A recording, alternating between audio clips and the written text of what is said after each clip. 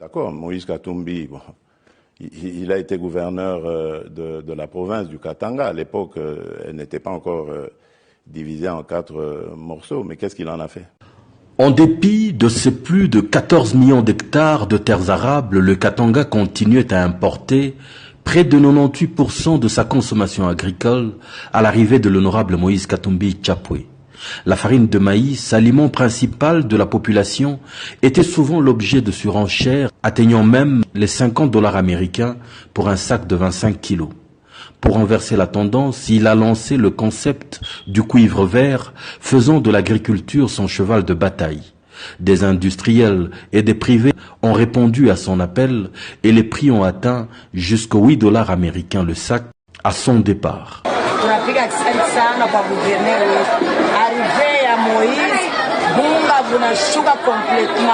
Pour matérialiser cette politique, la plus grande minoterie industrielle d'Afrique centrale a vu le jour à Lubumbashi avec une production de 336 tonnes de maïs le jour.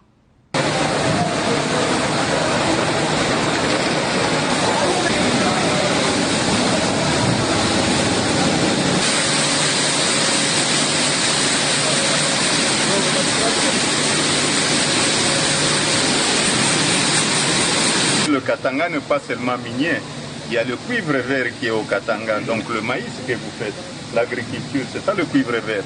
Et l'avenir de notre province, c'est le cuivre vert. Les mines, dans 40 ans, il n'y aura plus de Tenke-Pungurume, dans 15 ans, il n'y aura plus qu'Insevere, donc on a besoin du cuivre vert. La ville de Kassaji dans le Lualaba n'a jamais été électrifiée depuis toute son entière existence. Si cette marée humaine se met à la suite de l'honorable Moïse Katumbi Tchapwe, c'est parce qu'il vient de concrétiser un des plus grands souhaits de la population de ce coin du Katanga, avoir enfin de la lumière. Il y a fait ériger un poste d'électricité moderne, soutenu par 7 km des lignes moyenne tension. L'inauguration des précieuses installations faites, les habitants de Kassaji, tout secteur d'activités confondues, se sont immédiatement mis à profiter de l'énergie électrique desservie par la SNEL pour la toute première fois ici. Je suis originaire de Kassaji, je suis né à Kassaji. Parce qu'il ne faut pas qu'on malade même à Manyumba Nyashi tukunayo.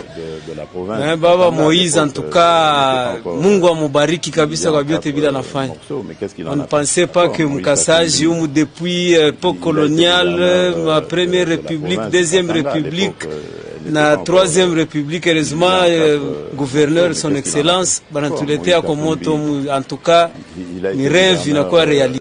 D'accord, Moïse Katumbi, bon, il a été gouverneur de la province du Katanga. À l'époque, elle n'était pas encore divisée en 4 morceaux, mais qu'est-ce qu'il en a fait?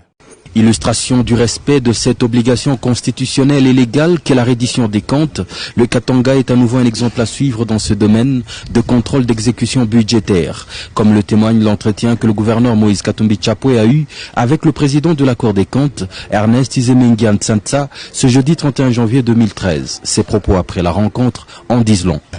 Alors je tiens à vous faire remarquer que la province du Katanga est dans ce domaine la première province à faire une reddition de comptes, à exécuter un budget et à faire une reddition de comptes à la Cour des comptes. Je voudrais profiter de l'occasion pour dire que la Cour des comptes souhaite que les autres provinces puissent suivre l'exemple du Katanga. C'est difficile, une reddition de comptes, mais il faut commencer. Même au niveau du pouvoir central, on fait la reddition de comptes chaque année. Il y a toujours des petits problèmes aussi à régler, mais il faut commencer. Les autres provinces doivent suivre l'exemple de la province du Katanga, qui, sur ce point, est la première province à respecter cette obligation constitutionnelle et légale, qui est même devenue une exigence démocratique. Le Katanga est un bon élève, je l'ai dit que c'était la première province à soumettre une reddition de comptes à la Cour des comptes. C'est vraiment un bon... D'accord, Moïse Katumbi, bon, il a été gouverneur de la province du Katanga. À l'époque, elle n'était pas encore divisée en 4 morceaux, mais qu'est-ce qu'il en a fait? À son arrivée à la tête de la province du Katanga, celle-ci ne produit que 18 000 tonnes de cuivre par an. En 2014, c'est une production qui atteint le 1 million de tonnes par an. Des résultats obtenus suite notamment à l'interdiction d'exportation des minerais bruts, favorisant ainsi l'érection de nombreuses usines de transformation localement au Katanga. Des résultats résultant aussi d'une réglementation rigoureuse de la production minière artisanale et d'un soutien rigoureux au code et à la réglementation minière, favorisant par cette occasion l'assainissement du climat des affaires dans une province devenue la plus grande contributrice au budget de l'État. À son arrivée, le Katanga n'était que troisième contributeur derrière Kinshasa et le Bas-Congo. D'accord, Moïse Katumbi, bon, il a été gouverneur de la province du Katanga. À l'époque, elle n'était pas encore divisée en 4 morceaux, mais qu'est-ce qu'il en a fait? Longue de 300 km qui relie la ville de Lubumbashi à Kolwezi, cette route était d'une telle impraticabilité que ses usagers devraient mettre plusieurs mois dans des conditions extrêmes pour relier les 2 points, surtout en saison de pluie, au péril même de leur vie. Aussitôt arrivé à la tête de la province du Katanga, l'honorable Moïse Katumbi Tchapwe, grâce à une gestion saine des recettes du péage, va complètement réhabiliter cet énorme bourbier en l'asphaltant complètement. À ce jour, quelques heures seulement vous permettent, en toute saison, de lier ces 2 importantes villes du pays. Et personne ne me croyait, j'avais trouvé la petite route de 3 mètres. J'ai encore les archives parce que moi-même, je conduisais des camions remorques ici. Je venais à Kolwezi quand j'étais très jeune, à l'âge de 17 ans. Maintenant, vous là, Moïse. Sur le même trajet, avec les fonds de la province, il s'est décidé de jeter un nouveau pont sur le fleuve Lualaba. Celui qui y existait n'avait qu'une capacité maximale de 10 tonnes avec une vitesse permise de 8 km/h seulement. Il était du reste fermé la nuit pour le ménager. En janvier 2011, l'honorable Moïse Katumbi et son gouvernement confient à l'entreprise chinoise Crexet de construire un nouveau pont. 2 ans d'ouvrage après, une mégastructure de 110 mètres de long, 9 mètres de large et d'une capacité de 100 tonnes est inaugurée.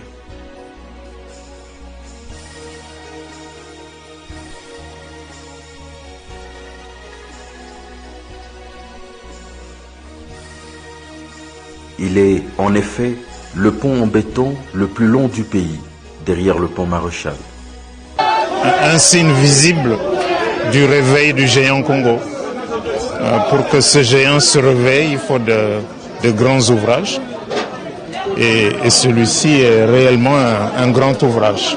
Et à comparer, vous voyez que ce n'est pas simplement un pont qu'on a construit, mais c'est aussi un saut dans la modernité. D'accord, Moïse Katumbi, bon, il a été gouverneur de la province du Katanga. À l'époque, elle n'était pas encore divisée en 4 morceaux, mais qu'est-ce qu'il en a fait? Avec 1250 lits au total, voici l'image du plus grand hôpital de la province du Katanga, l'hôpital général provincial de référence Jason Sandwe, à l'avènement de l'honorable Moïse Katumbi Tchapwe à la tête de la province du Katanga. Plusieurs décennies d'une descente aux enfers, avec des malades incapables de trouver un minimum de confort, de dignité et de prise en charge adéquate. L'honorable Moïse Katumbi Tchapwe va s'atteler à le réhabiliter avec l'aide de certains partenaires.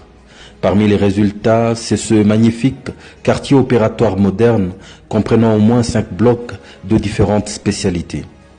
À l'avis des spécialistes, un des quartiers opératoires les plus modernes en Afrique et au monde, à en croire son équipement à la pointe de la technologie chirurgicale. Outil fantastique à normes européennes, il n'y en a pas un pareil en toute l'Afrique. Même pas en Afrique du Sud. Au même chapitre, le gouvernement Katumbi a bâti dans la périphérie de la ville de Lubumbashi, dans un quartier reculé du nom de Karavia, un hôpital moderne, l'hôpital général du cinquantenaire, destiné principalement aux couches les plus démunies de la population. Fort de 120 lits, il est étendu sur 3094 mètres carrés. Il bénéficie de plusieurs départements et blocs opératoires. Pour le rendre compétitif, le gouvernement provincial du Katanga s'est offert le service des plusieurs médecins spécialistes congolais de la diaspora. Je retrouve les mêmes conditions de travail, de formation, les équipements que j'aurais souhaité avoir là-bas. Ça rassure et les salles d'opération ont quand même un niveau très élevé, un standard international. Papa Moïse kwa hiki kitendo anatutendea kitendo kama kizuri sana. Tunaanza kuhangaika mahopitali, mais yeye anakuwa kutuleta hospitali karibu na soko yetu tena karibu na manyumba. Antuka tunamshukuru sana na zaidi. D'accord, Moïse Katumbi, bon, il a été gouverneur de la province du Katanga. À l'époque, elle n'était pas encore divisée en 4 morceaux, mais qu'est-ce qu'il en a fait? Le plus grand complexe scolaire public de la province du Katanga, l'Institut Kiwele, ressemblait à une porcherie à l'avènement de l'honorable Moïse Katumbi Tchapwe. Bijou du temps colonial, cette bâtisse avait fini par perdre toute sa superbe au fur des années. Les élèves étudiaient dans des conditions inacceptables, exposés aux intempéries et à la plus grande insalubrité. Une école squattée par des familles militaires sans logement. Après d'intenses travaux de réhabilitation menés par le gouvernement provincial du Katanga, les milliers d'élèves du complexe ont enfin eu droit à des conditions d'études modernes dans un environnement complètement assaini.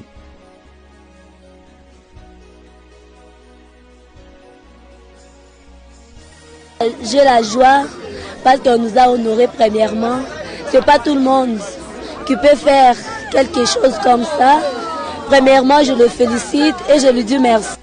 En bonus, l'honorable Moïse Katumbi Tchapwe y fera même construire 2 piscines, dont l'une est olympique. De 50 mètres de longueur, 25 mètres de largeur et 2 mètres de profondeur. C'est en fait la plus grande piscine olympique d'Afrique centrale. It's probably in comparison to the pool itself is in comparison to the best we got in South Africa. À titre personnel, son épouse et lui-même ont fait construire une école technique, le collège Mapusukeni, dans la périphérie de la ville de Lubumbashi. Une école étendue sur 1000 mètres carrés pour 700 élèves. Il en a fait don à la communauté des pères jésuites.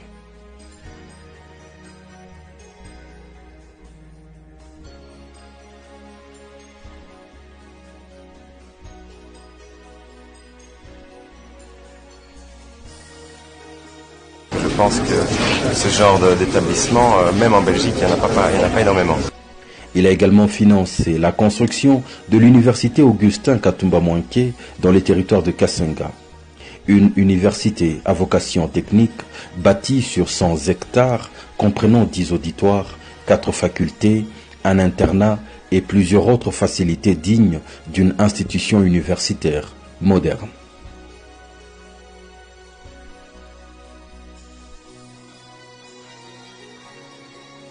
Visionnaire de son État, cet homme dont la générosité est comme une seconde nature, a pensé honorer son illustre frère et ami, disparu trop tôt dans les circonstances tragiques connues de tous, à travers une œuvre qui rappelle à la fois sa mémoire et contribue en même temps au développement communautaire de cette partie du Katanga. D'accord, Moïse Katumbi, bon, il a été gouverneur de la province du Katanga. À l'époque, elle n'était pas encore divisée en 4 morceaux, mais qu'est-ce qu'il en a fait?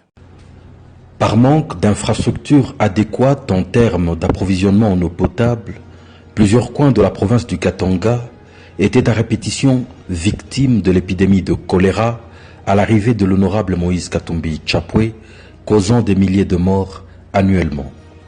Pour contrer ce mal permanent, il a multiplié la construction de plusieurs usines de production d'eau potable à Lubumbashi, comme dans les coins les plus reculés de la province. Le cas de la ville de Kalemi, où la nouvelle usine a permis de doubler la desserte en eau potable, allant de 300 à 600 mètres cubes d'eau par heure, dépassant largement les exigences démographiques du milieu. Un ouvrage qui a exigé la mobilisation d'1 600 000 $ américains et qui a utilisé la main-d'œuvre locale. Nos remerciements s'adressent de façon particulière à son Excellence, Monsieur le Gouverneur de la province du Katanga, dont l'abnégation au profit de la Régie des eaux pour l'amélioration quotidienne de la desserte en eau potable au Katanga les plus à démontrer. C'est vraiment la plus grande cérémonie depuis que Kalemi existe. Ce que nous venons de faire ici, même s'il n'y a pas l'électricité dans Kalemi, au moins les gens auront de l'eau potable. Même chose dans le territoire de Nyunzu, où a été construite la toute première station de production et de distribution d'eau potable depuis l'époque coloniale. Une station dont la capacité est de 300 mètres cubes d'eau par heure. Je remercie vraiment votre vision pour donner à cette population qui, depuis le temps belge, n'a pas encore eu une eau potable dans les robinets, mais aujourd'hui, elle aura à boire cette eau potable suite à votre bonne gouvernance.